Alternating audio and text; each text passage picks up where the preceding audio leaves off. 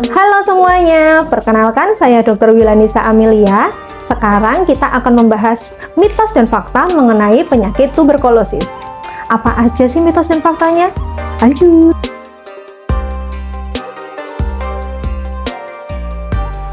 Mitos yang pertama, TB merupakan penyakit keturunan. Faktanya, TB merupakan penyakit menular yang disebabkan oleh kuman Mycobacterium tuberculosis.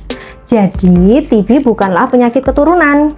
Bila di dalam satu rumah ada beberapa orang yang mengidap penyakit ini disebabkan karena adanya infeksi bakteri dan bukan merupakan penyakit genetik atau keturunan. Mycobacterium tuberculosis yang menjadi penyebab utama TB dapat menyerang paru-paru. Jika seseorang menghirup droplet dari penderita TB yang biasanya keluar melalui bersin, batuk, maupun berbicara saat orang tersebut memiliki daya tahan tubuh yang lemah, maka akan lebih mudah untuk tertular penyakit tuberkulosis. Oleh sebab itu, penting bagi kita untuk menjaga kesehatan dan kebersihan diri. Jika Anda menemukan penderita TB yang sedang menjalani masa pengobatan, selalu ingatkan untuk menggunakan masker. Mitos yang kedua, penyakit TB tidak bisa sembuh. Faktanya, penyakit TB bisa sembuh dengan pengobatan minimal 6-9 bulan. Angka kematian yang disebabkan oleh penyakit TB memang cukup tinggi, tapi TB dapat disembuhkan.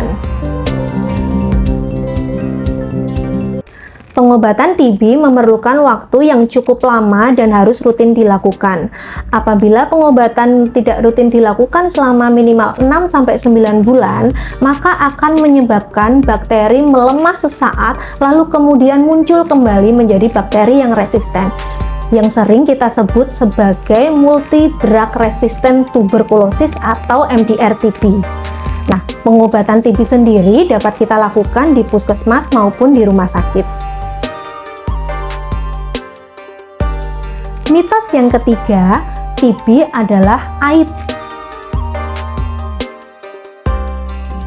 Penyakit TB bukanlah aib. Orang yang terkena TB dapat sembuh dan dapat beraktivitas sehari-hari seperti orang pada umumnya apabila melakukan pengobatan rutin dengan dukungan dari orang-orang sekitarnya. Mitos yang keempat, TB hanya menyerang paru-paru. Faktanya, meski penyakit TB ini sering dikenal sebagai penyakit paru-paru, namun TB ternyata bisa menyerang organ-organ lain di tubuh kita, di antaranya seperti tulang, kelenjar getah bening, maupun selaput otak. Mitos yang kelima, TB merupakan penyakit yang menyerang masyarakat di kelas ekonomi bawah. Mitos TB ini sering menjadi stigma di kalangan masyarakat ekonomi menengah ke bawah. Padahal itu salah. TB dapat menyerang semua masyarakat apabila terinfeksi bakteri tuberkulosis. Data terbaru dari Pusat Data dan Informasi Kemenkes tahun 2018 menyatakan bahwa jumlah terbanyak penderita TB berada pada orang dengan rentang usia lebih dari 15 tahun. Tidak ada perbedaan jumlah yang besar antara penderita TB dari kelas ekonomi menengah ke bawah dengan penderita TB di ekonomi menengah ke atas. Jadi dapat disimpulkan bahwa semua orang dari tingkat ekonomi manapun dapat terjangkit dan terinfeksi kuman tuberkulosis. Meski begitu, ada beberapa orang yang memiliki resiko yang lebih tinggi untuk terinfeksi TB, yaitu orang-orang yang memiliki kondisi seperti yang pertama, memiliki kondisi kekebalan tubuh yang lemah, yang kedua, mengidap penyakit HIV atau diabetes, yang ketiga, orang yang tinggal di lingkungan dengan sanitasi yang buruk seperti rumah yang tidak memiliki penerangan yang cukup atau cahaya matahari cukup maupun sirkulasi udaranya kurang baik.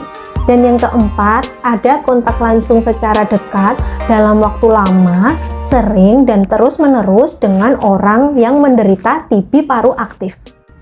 Keberadaan mitos-mitos tadi menjadi kendala dalam mengatasi kasus TB di Indonesia.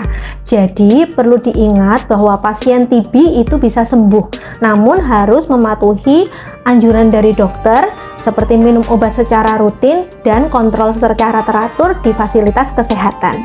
Yuk, kita tos TB, temukan, obati sampai sembuh tuberkulosis.